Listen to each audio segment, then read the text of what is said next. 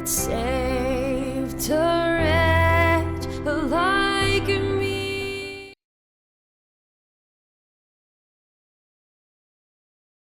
Amen.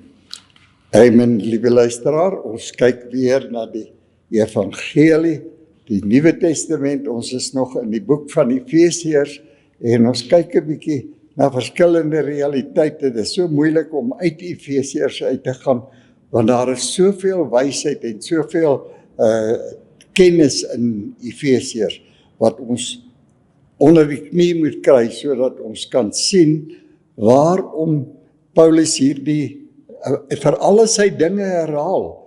En ons gaan nou 'n bietjie kyk na Efesiërs 3 en 4, waar Paulus 3 keer herhaal. Hy herhaal hierdie frase, om hierdie rede. 3 keer herhaal hy dit in hierdie 2 hoofstukke. Om hierdie rede. Wat is die rede? Nou, wanneer hy sê in hoofstuk 3, byvoorbeeld, vers 1, om hierdie rede is ek Paulus, die gevangene van Jesus Christus, vir julle wat heidene is, as julle ten minste gehoor het van die bediening van genade van God. Jy sien, nou bring hy hierdie realiteit na jou toe. Maar hy sê, om hierdie rede moet jy die genade verstaan. Nou, om daai rede te verstaan, moet jy nou kyk na die laaste paar versies in hoofstuk 2, want anders gaan jy nie weet waaroor praat hy nou, om hierdie rede, die laaste versies. Ek gaan so van vers 19 aflees, in hoofstuk 2. Hy sê, so is julle dan nie meer vreemdelinge en bywoners nie, maar medeburgers van die heiliges en huisgenote van God.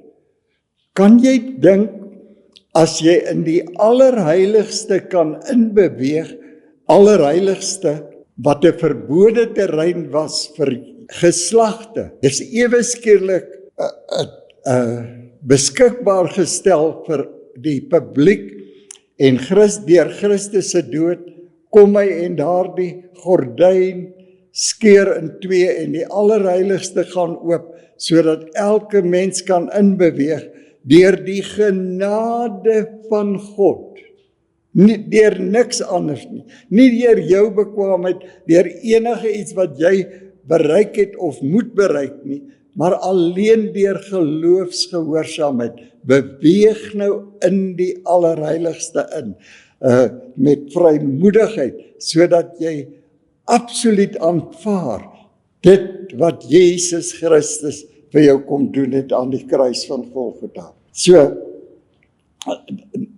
dan benadruk hy hierdie realiteit, dat jy nou 'n huisgenoot van God is, gebou op die fondament van die apostels en die profete, terwyl Jesus Christus self die hoeksteen is, die belangrikste steen in die hele gebou, want hy het deur sy vlees heen die gordyn na die allerheiligste geskeur, en so kan jy nou inbeweeg. Nou sê Paulus, om hierdie rede, dat hierdie genade aan jou verskyn het, sodat jy kan inbeweeg, en weet die hele gebou, goed saamgevoeg, verhuis tot 'n heilige tempel in die Here. En nou luister wat gaan hy sê, in wie julle ook saam opgebou word, tot 'n woning van God in die Gees. As jy hierdie geestelike realiteite aanvaar, dan dit is die enigste manier wat jy tot die volheid van die werklikheid van die skrifte kan kom. Want hierdie boek sê, Johannes 6 vers 63, hierdie woord is gees en lewe. Dis net hierdie boek wat jou in 'n geestelike realiteit kan inbring, sodat jy kan verstaan wat se voordele jy kan trek uit hierdie realiteite. Dat jy nou nie net kan inbeweeg na God nie, maar dat jy in sy heilige tempel ingebou word as 'n lewende steen vir tyd en ewigheid. Dit is daarom wat die skrifte so pragtig is. As jy sien hoe dat ek gaan net vir die 1 Korintiërs 1 vers 8 en 9 ook lees, laat jy sien as jy ingebou is, dis 'n werksverrigting van God. Luister hoe stel hy dit. Hy sê wat julle ook sal bevestig tot die einde toe, om in die dag van die Here Jesus Christus onberispelik te wees. Jy sal gereed wees om ingebou te word in daardie gebou. God is getrou, deur wie julle geroep is tot gemeenskap met sy Seun Jesus Christus, ons Here. So, dis so belangrik dat jy hierdie realiteite sien en dit absoluut vir jou 'n werklikheid maak, dat jy 'n God se werksverrigting deeglik sal onderskei van die pogings van die mens, van jou eie pogings. Jou deel is net om te aanvaar, sodat jy kan ervaar. Om te aanvaar is geloofsgehoorsaamheid. As jy enige realiteit in die gees aanvaar, dan word dit jou eiendomsreg en jy kan daarin begin lewe. Nou skryf Paulus om hierdie rede, hierdie wonderlike rede praat hy van die ewigheid, van 'n gebou van God wat gebou sal word, waarin hy gaan woon en jy 'n lewende steen kan wees wat in daardie gebou, jy sal ewige deel wees van hierdie groot God se heerlikheid, wysheid en rykdom en genot. Dit is so belangrik dat ons absoluut nou tot volwassenheid kom. Ons besef mos nou, en miskien moet ek dit net weer herhaal, ons het dit al gehanteer, maar mens kan nooit genoeg daaraan herinner word nie. Luister net wat sê Hebreërs 6 van vers 1 af. Hy sê daarom, nou as hy sê daarom, dan moet ons kyk waarom sê hy daarom. Dan lees ons die 5de hoofstuk van vers 13 af. Hy sê, want elkeen wat melk gebruik, is onervare in die woord van geregtigheid, omdat hy 'n kind is. Jy sal nie verstaan as jy nie opgelei word in hierdie heerlikheid nie. Dit is so belangrik, mense. Die mense wat kom, word so verryk. Dit is so belangrik dat u met ons kontak en ons seminare bywoon. So, luister nou net wat sê hy weer in Hebreërs 6. Daarom moet ons nie bly by die begin van die prediking aangaande Christus nie, maar na die volmaaktheid voortgaan, sonder om weer die fondamente te lê van bekering uit dooie werke en die geloof in God. Nee, ons het nou 'n geloof ontvang wat uit die hemel uitkom, dit wat God vir ons geskenk het.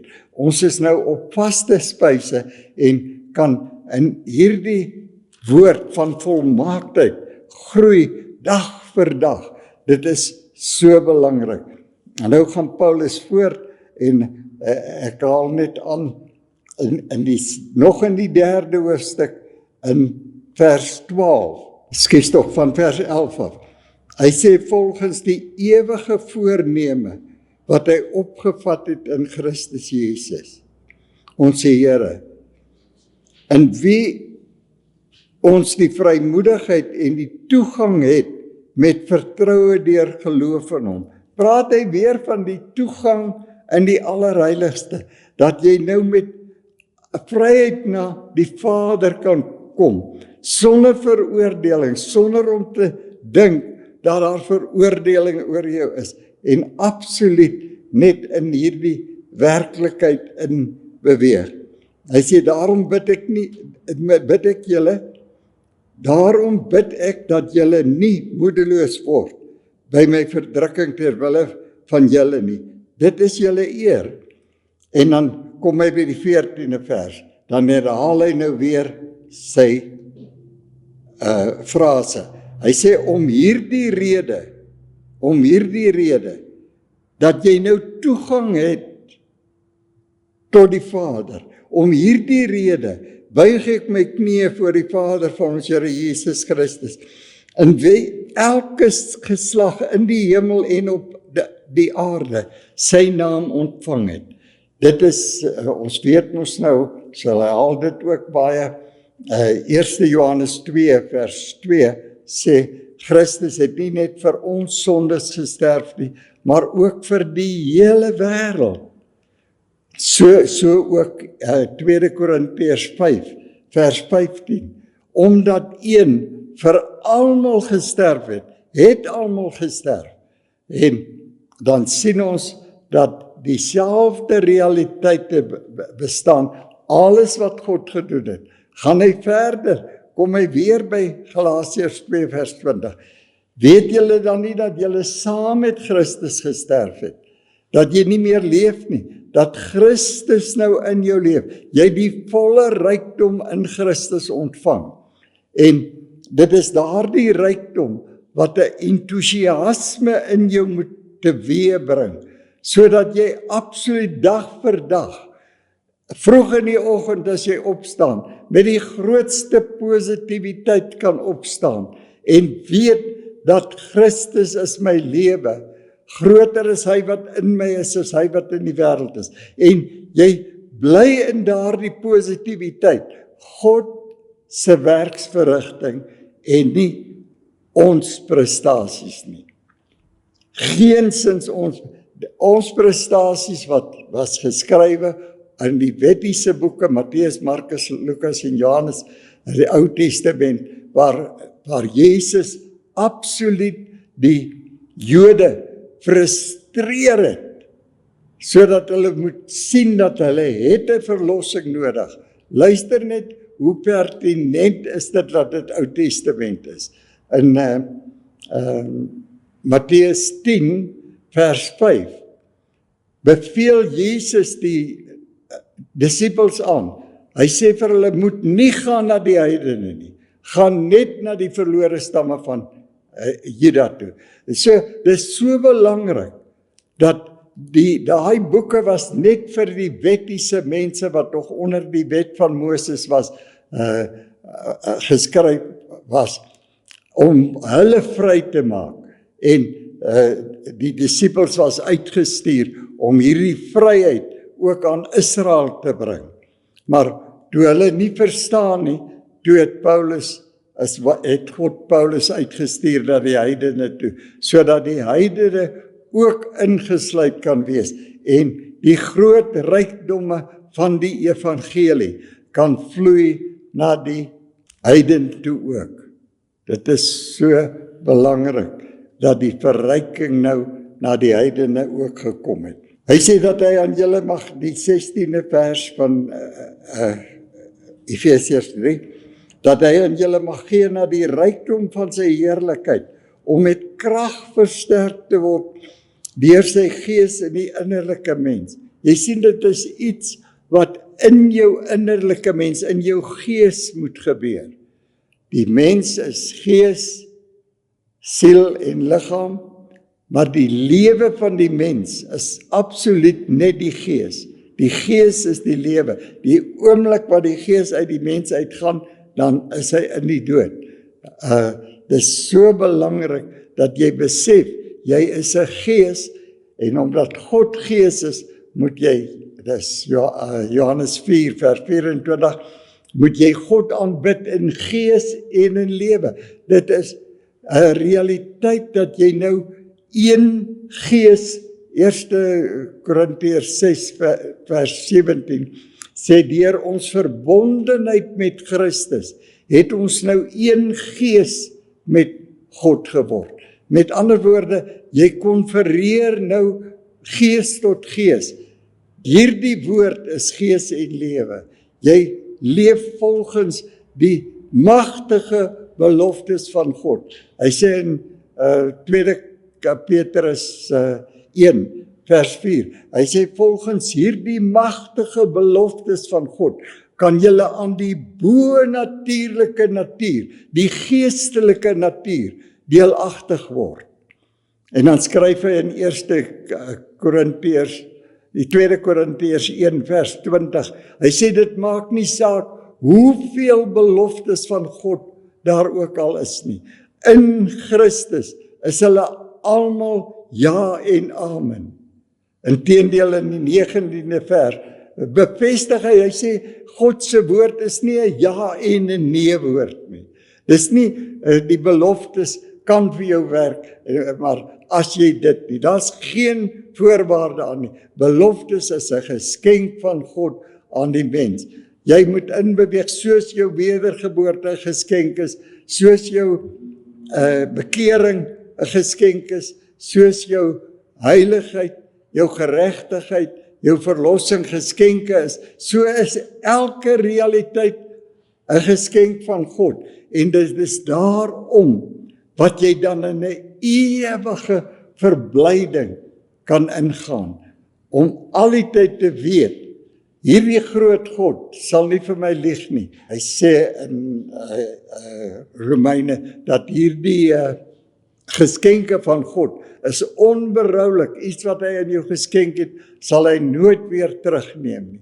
So, hy gee vir ons die grootste sekerheid, mense, dat ons in 'n werklikheid kan inbeweeg en absoluut hierdie realiteite vir onsself toeëien, sodat ons versterk kan word. Dan die Afrikaans in die 4de hoofstuk van Efesiërs is bietjie anders vertaal, maar die oorspronklike vertaling, as jy lees in die King James, dan sê hy weer, om hierdie rede, therefore, om hierdie rede, nou lees hy so in die 4de hoofstuk, om hierdie rede vermaan ek julle, as gevangene van die Here, om te wandel waardig in roeping waarmee julle geroep is. Dan wil die kerk vir jou voorgee dat jy moet nou 'n heilige lewe leef, want jy moet nou 'n waardige lewe. Nee, dis nie wat die skrif sê nie. Die skrif sê, jy moet hierdie heiligheid wat jy gekry het, moet jy nou waarlik waardeer. Dit moet vir jou 'n waardige skat wees. Jy moet dit absoluut toeëien, en hoe meer jy dit toeëien, hoe makliker sal jy in 'n volle heerlikheid inbeweeg. Hy sê met alle nederigheid en sagmoedigheid en lankmoedigheid, terwyl julle mekaar in liefde verdra. Nou weet ons hy in Titus, skies tog nie, in Filemon, die 6de vers, hy het net 1 hoofstuk, praat hy van al die goeie dinge wat in ons is. Alles wat God in ons geïnvesteer het, deur hierdie evangelie. As hierdie evangelie nie vir ons 'n werklikheid word nie, as dit nie is dit wat Paulus oor en oor herhaal, om hierdie rede, kyk nou net wat die rede is, ek lees van die hoofstuk 3 af weer, want dit is waar hy geëindig het. Hy sê, sodat Christus deur die geloof in julle harte kan woon. Deur jou geloof. As jy dit nie glo nie, iemand anders kan jou nie help nie. Jy moet glo wat God vir jou gedoen het, sodat Christus deur die geloof in julle harte kan woon. Julle wat in liefde gewortel en gegrond is. En dit is seker een van die belangrikste fasette van die evangelie wat jy ooit kan naspeur, is om te kyk hoe lief God werklik vir jou is. Hoe lief God werklik vir die wêreld was. As ons 'n bietjie tyd het, kan ons sommer net na 1 of 2 versies kyk. En julle in staat kan wees om saam met al die heiliges ten volle te begryp wat die lengte en die diepte en die hoogte en die liefde van Christus te ken, wat kennis oortref. Kennis kan dit nie vir jou beskryf nie. Hierdie liefde is te groot, daar's nie 'n woord om dit te beskryf nie, sodat jy vervul kan word tot al die volheid van God, want dit is in werklikheid al die liefde van God wat aan die mens verskyn het. En deur sy liefde het Christus gekom om hierdie heerlikhede te vervolmaak. En aan hom wat mag het om te doen ver bo alles wat ons bid of dink. Soos jy dink, so is jy. Wat ons dink volgens die krag wat in ons werk. Daardie krag kan net in jou werk as jy 'n gelowige is. As jy absoluut glo wat hierdie groot God vir jou kom doen het. Dis so belangrik, maar ek wil weer eens dit benadruk, dit is net as jy die liefde van God naspeur, as jy in die boeke van, veral in die boeke van Efesiërs en Kolossense kyk, en sien hoe lief God jou werklik gehad het. Maar ook hier waar ons nou, ek gaan vir julle 'n deeltjie lees uit Romeine 8. Hy sê van vers 28 af byvoorbeeld. Hy sê, ons weet dat vir hulle wat God lief het, alles ten goeie meewerk, vir hulle wat na sy voorneme geroep is. Want die wat hy van tevore geken het, die het hy ook van tevore verordineer, om gelykvormig te wees aan die beeld van sy seun, sodat hy die eerstgeborene kan wees onder al die broeders. En die wat hy van tevore verordineer het, die het hy ook geroep, en die wat hy geroep het, die het hy ook geregverdig, en die wat hy geregverdig het, die het hy ook verheerlik. Jy sien alles uit hom uit. En dan lees ek in die 36ste vers, hy sê soos geskrywe is, om u ontwil word ons die hele dag gedood, want die natuurlike wêreld kan dit nie verstaan nie. Ons is gereken as slagskape. Maar in al hierdie dinge is ons meer as oorwinnaars deur hom wat ons liefgehad het. Sy liefdesopenbaring, die hele Nuwe Testament, die kruisiging, is die liefdesopenbaring van hierdie groot God. En dit is spesifiek vir jou as persoon. Jy moet besef dat al sou hy kom net vir jou, dan is dit hoe hy sy liefde aan jou openbaar. Ongeag van jou omstandighede, het hy gekom om sy volheid aan jou te openbaar, sodat wat jy ook al vir jouself toeëien, 'n werklikheid vir jou sal word. Hy sê in die boek van Romeine, sê hy byvoorbeeld, hierdie God, wat dinge roep wat nie bestaan nie, asof hulle bestaan. En dit is nou in die werklikheid wat jy deur die geloof kan ingaan, om dinge te roep wat nie bestaan nie, asof dit bestaan. Hy sê in die 38ste vers, want ek is verseker dat geen dood of lewe, of engele of owerhede of magte, teenwoordige of toekomende dinge, of hoogte of diepte of enige ander skepsel, ons sal kan skei van die liefde van God, wat daar in Jesus Christus is nie. Kan jy dink, hy gaan jou veilig bewaar? Lees gerus Kolossense 1 vers 21 en 22 en laat dit vir jou 'n berusting wees dat jy is in die hande van 'n lewendige God wat jou baie liefhet. Amen.